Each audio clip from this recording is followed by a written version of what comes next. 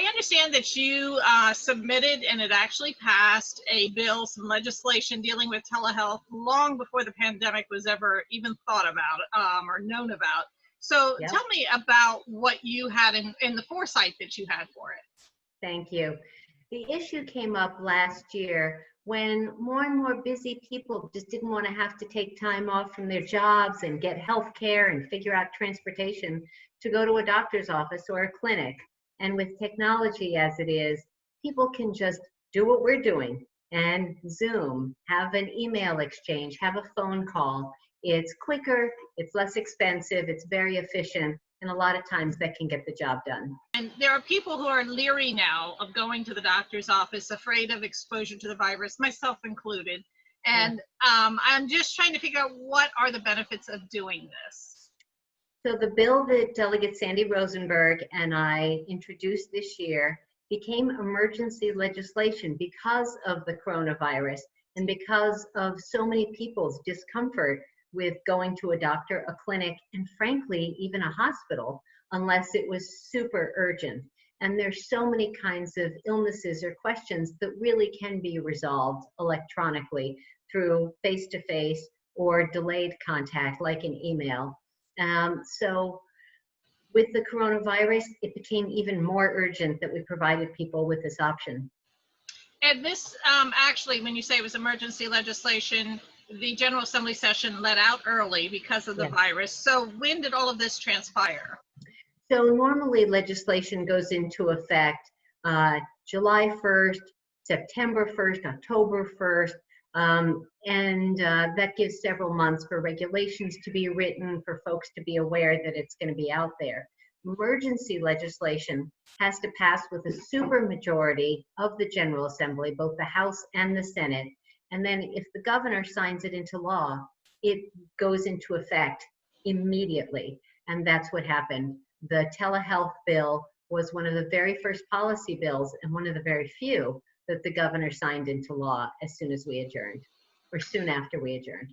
All right, and talk to me about when the benefits, when we talk about the benefits, when is it good to use telehealth and when is it really not so good? When should you make that trip to the doctor's office or the hospital?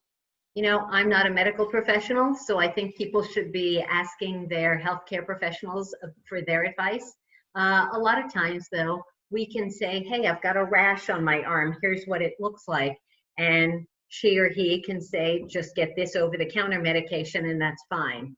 So why take the time to make the appointment to go in and park and pay and all that?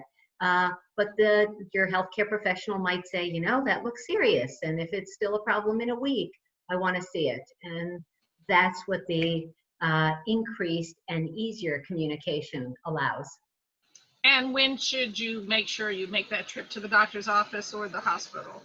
I think our healthcare professionals tell us that. You know what, I want to see it closer. I want to take a test. I want to schedule something. And now that, thank God, the peak of our cases hopefully is in the rear view, you know, has the worst is behind us and hopefully stays that way. I think a lot of us will start feeling more comfortable about making our appointment. I'm way overdue for my annual eye appointment or dental visit or dermatologist or mammography. And now I think it's time we can start to go back. But that's where we can get the coaching, and telehealth offers us an option. So unfortunately, the state superintendent of education has not yet adjusted the regulations to allow students to have the same access to telehealth. So if a student has relied on the school-based health center, and there are 86 of them around the state, and that's either low-income students or those who live in rural areas, without the State Department of Education allowing telehealth to be used based on our law and those regulations, these students are not going to have access to health care, which is a huge problem. So I've written a letter.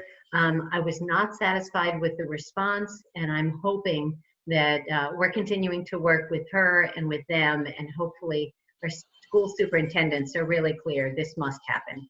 Thank you so much for joining us here today, Senator Kagan, and will be, at least we know now that that option is out there for everybody. Absolutely. Thank you so All much right. for your interest, Patty. Stay safe.